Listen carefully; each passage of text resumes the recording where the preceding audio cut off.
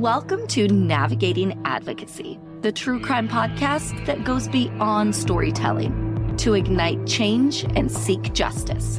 I'm Melissa. And I'm Whitney. As true crime enthusiasts turned passionate advocates, we've seen the power of storytelling raise awareness about unsolved crimes and bring hope to victims and their families. We hope to inspire action and promote positive change within the true crime community. Our mission is simple. We provide a platform for victims and their families to share their stories, to be heard, and find solidarity. But we don't stop there. We offer practical guidance to our listeners on how they can actively make a difference in their own communities. In each episode, we'll discuss a different unsolved case. We'll examine the details, highlight potential leads, and strive to spark new interests that may help advance the investigation. Our goal is to reignite hope and ultimately bring justice where it's long overdue. But this podcast is about more than just a conversation. It's about building a community of like-minded individuals who share a common purpose, making a real difference in the fight for justice. Whether you're a seasoned true crime fan or new to the genre, we invite you to join us on this journey of discovery and advocacy. Together, we can create a wave of change. We're here to empower you to also become advocates for change, no matter where or who you are. We are Navigating Advocacy. We discuss topics that may be sensitive to listeners. Discretion is advised.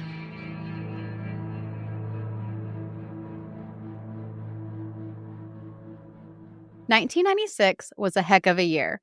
The silver screen was ablaze with unforgettable blockbusters such as Independence Day, Mission Impossible, and Twister, captivating audiences worldwide. In the political arena, Bill Clinton secured his second term as the President of the United States.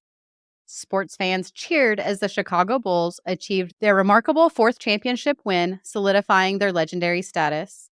The toy industry experienced a frenzy with Tickle Me Elmo and Beanie Babies reigning supreme on the wish list of children and collectors alike.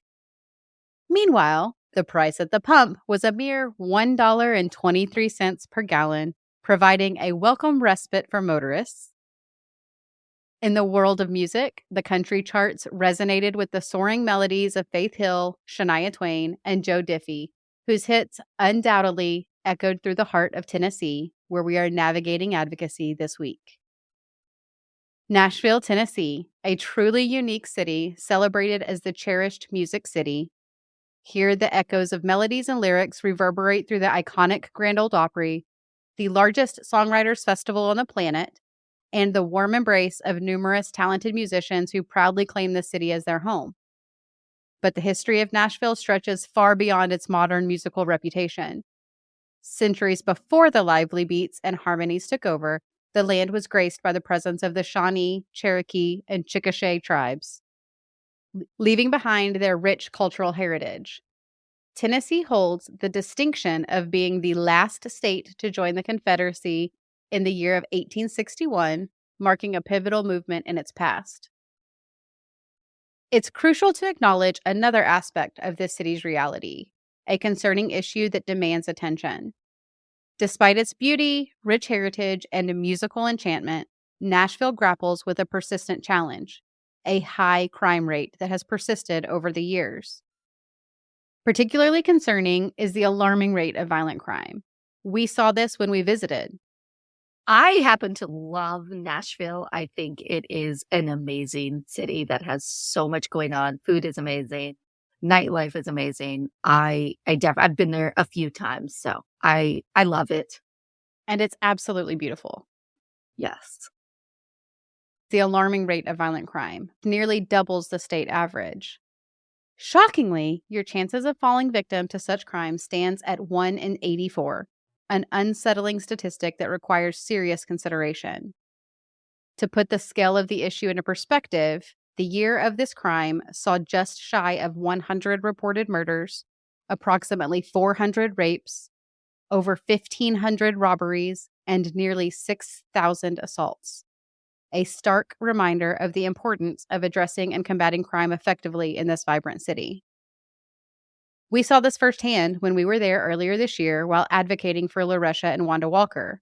These numbers stood out in my mind while searching for a story to share this week. I stumbled upon the story of Melissa Chilton and Tiffany Campbell. Melissa grew up in the charming town of Brush Creek, located about an hour east of Nashville. She graduated high school the spring prior and had embarked on a journey as a psychology major at the Middle Tennessee State University in the neighboring town of Murfreesboro. Balancing her studies with an adventurous spirit, Melissa lived on campus but made the 37-mile commute into the heart of the city for work.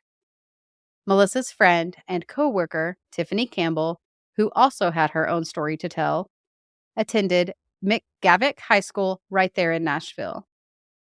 I couldn't find much more on Tiffany's history other than she absolutely loved her grandmother. The two spoke regularly and always knew the importance of telling each other, "I love you." These two women, each with their unique dreams and aspirations, personify the spirit of Nashville, a city that weaves together the lives of diverse individuals. When you think of Nashville now, you think about Broadway Street, the neon lights, and loud music. But just a couple of blocks away from this bustling bar-lined avenue is Church Street. Tucked away into a plaza between a restaurant and a grocery store was an adult tanning salon named Exotic Tan for Men. Melissa and Tiffany were both recruited into working at the salon by fellow friends. They were enticed by the amount of cash they could easily make. One of the employees stated she made between $500 and $600 a day. Holy moly. And this was in the 90s? In 1996. That is a ton of money, let alone for a young college student. Yes. Most of the employees were in their teens. Some may have even been under 18. Both Melissa and Tiffany were 18 years old and worked as dancers at this establishment. It was known as an adult-oriented business, but it had a reputation of not being on the up and up. Not only did rumors include hints regarding sex work, it operated under more than one name. A few printed advertisements strategically placed next to ads for adult bookstores called this business Private Moments. There was only one tanning bed, 5 waiting rooms, and each waiting room featured a love seat. Oh my gosh. Melissa kept her employment a secret from her family. She had been recruited by an old friend from high school as a private exotic dancer. She was struggling with this decision and had even told her roommate that she was planning on quitting. She didn't like hiding this information from her family, especially her mom. Early February of 1996, Melissa's mother, Gail, had a disturbing dream that prompted her to drive the hour west to see her daughter. Gail took Melissa out to dinner in Murfreesboro and was telling her the vivid details that she remembered. It was that Melissa had been murdered. The dream was so gruesome, it caused Gail to show up unannounced at Melissa's dorm. Melissa calmed Gail's nerves by reminding her that it was just a dream and everything would be just fine. She promised to check in with her mom more often and that she would visit as much as she could. She almost told her mother about her employment situation, but chose to keep it a secret once again because she had planned on quitting soon. There was no need to add worry to her mother's plate, especially since it wouldn't be an issue. Yeah, I agree. It may have helped the situation if she would have told her, but with the dream just being so fresh, her mom probably would have made her quit right then, or it could have ended up in a escalating fight or something. About a week after this dinner date, on February 22nd, Melissa was slated for her regular shift at the salon, and due to unforeseen circumstances, another employee called Tiffany in to assist them during these morning hours. The salon opened at 10 a.m. and usually remained open until 1 a.m. the following day. As the morning progressed, the manager attempted to reach the girls on multiple occasions, making routine check-in calls. When the phone went unanswered around noon, he decided to stop in and see why no one was answering the phone. It's part of their job duties. Why is it going unanswered? He was not prepared for what he found when he entered the salon around 2 p.m. When he stepped inside, he found the front desk left unattended and proceeded to the back of the building to the break room. This is where he found Tiffany and Melissa. The two women had been savagely murdered. Medical examiners, once arriving on the scene, determined the two teens had been stabbed nearly 100 times collectively with a double-edged blade.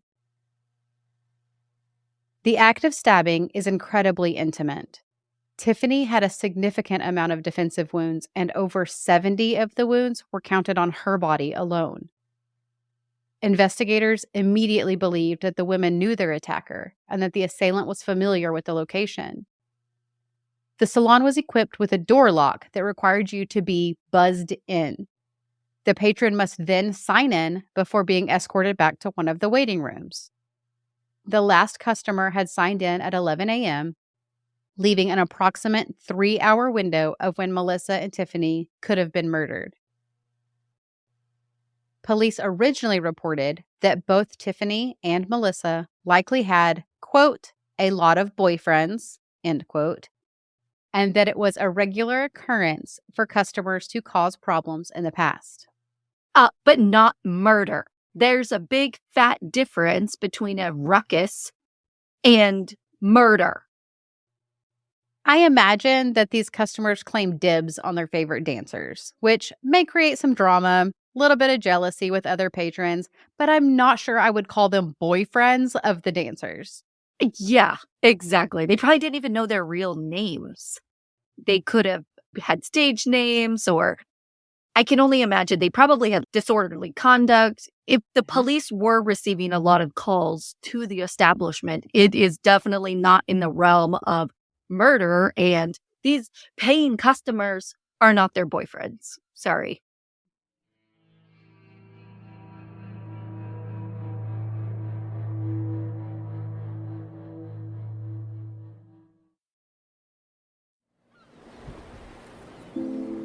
Growing up as a latchkey kid in a small town in Maine, I always assumed I was safe. After all, unless it made national news, murder wasn't something people talked about around here. But that doesn't mean it didn't happen. Murder, She Told is an award-winning true crime podcast that dives into the lesser-known cold cases and true crime stories from Maine, New England, and beyond. Created by me, Kristen Zevi, a victim's advocate. Murder, She Told uses detailed storytelling with an investigative twist, weaving in original interviews with those closest to the case. Rooted in deep research, straightforward narratives, and the victims and their family at the center of every story, Murder, She Told will speak to any listener no matter where they call home. Learn more at murdershetold.com or find Murder, She Told now wherever you get podcasts.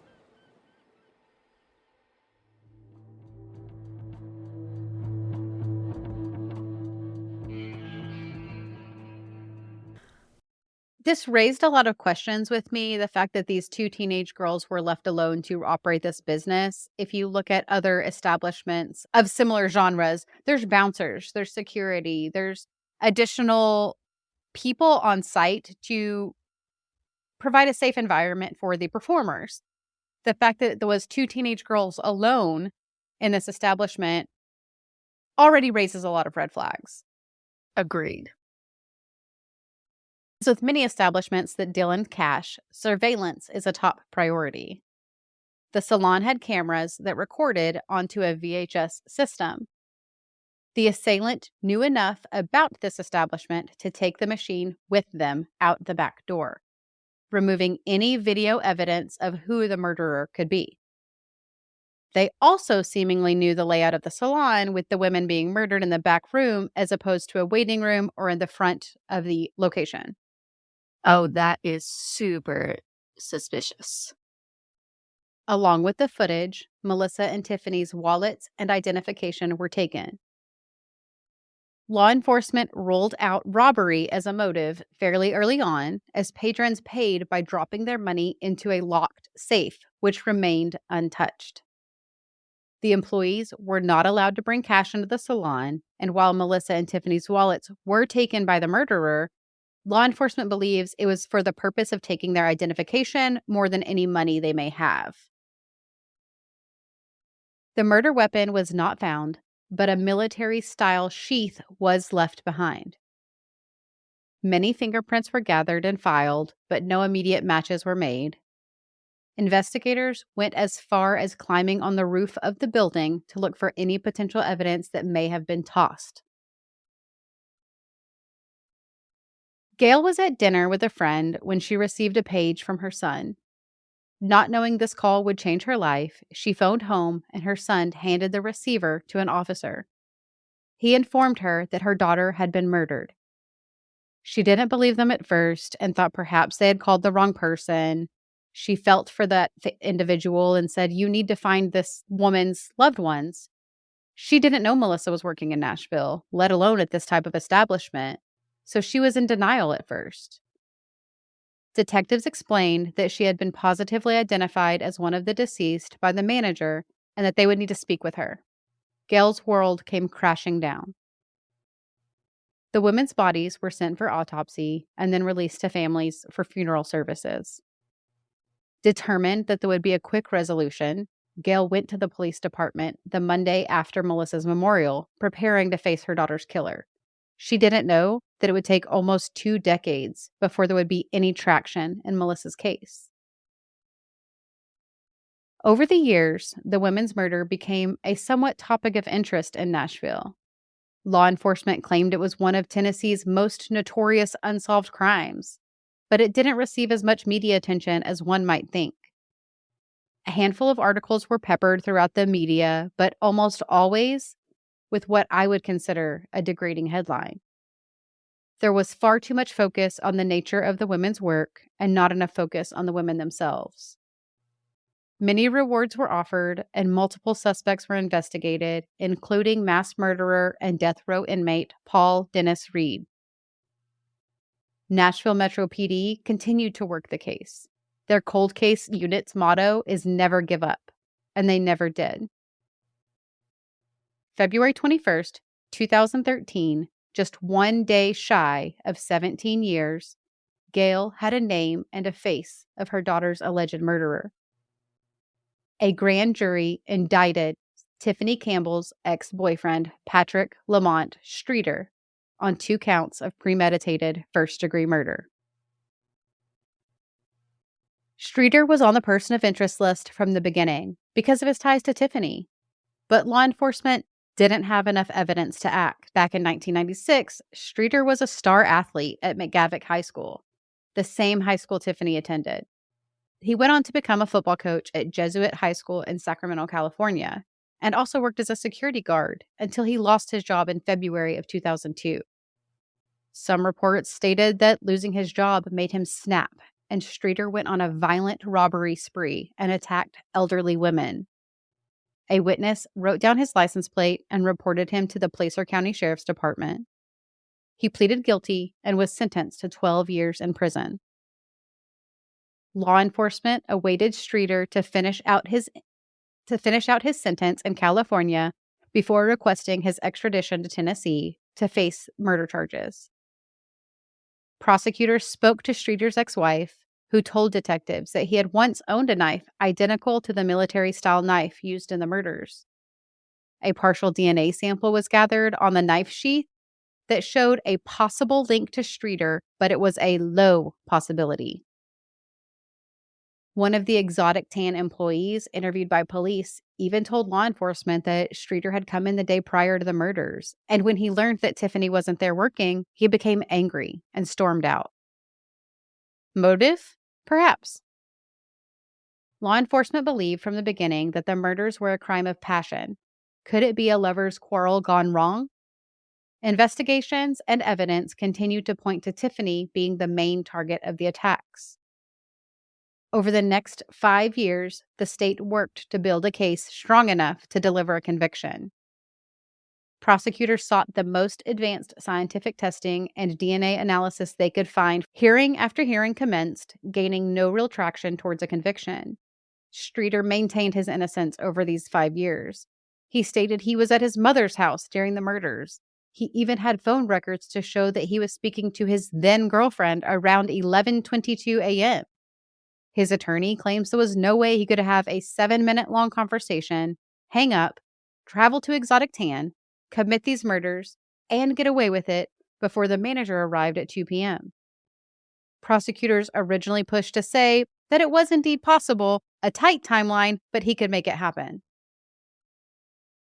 In 2017, an incarcerated inmate named Quentin Hughes testified that his late cousin had confessed to killing Tiffany, but never mentioned Melissa. This cousin had died in a car accident 3 years prior. This being hearsay with no way to vet the testimony, law enforcement had nowhere to go with this tidbit of information. Criminals regularly confess to crimes they didn't commit or offer up information in hopes to negotiate a deal. It wasn't hurting anyone else if he's already deceased. During the court case, Streeter's attorney pointed out that a man named David Ewan had dated Melissa, and he had been released from jail the day before the murders temporarily. Ewan was convicted in an unrelated murder, but his DNA was compared to the DNA found under Melissa's fingernails and on the sheath, and was returned inconclusive. Ewan is still currently incarcerated. Having no tangible evidence, on Friday, June 29th, 2018, the state dropped their charges against Patrick Streeter, and he was released. 22 years after their murder, Melissa and Tiffany's case was back to square one. Gail continued to fight for justice for both her family and Tiffany's, and still continues to this day. Tiffany's mother died of a heart attack in her sleep in 2016 after one of the hearings, never learning the truth about who killed her daughter. After Streeter's release, Gail remained positive. She was quoted as being a patient person and that she will wait for justice and that justice will prevail. Gail has since become a victim's right advocate in the wake of this horrific event. She helped the city of Nashville draft regulations related to adult-oriented businesses. The council pushed through a policy called the lap dance ban. It stipulated that all booths must be in plain view with no doors or curtains. There must be a 6-foot buffer between patrons and performers on stage. The owners must be licensed and cannot have a criminal record of sex crimes.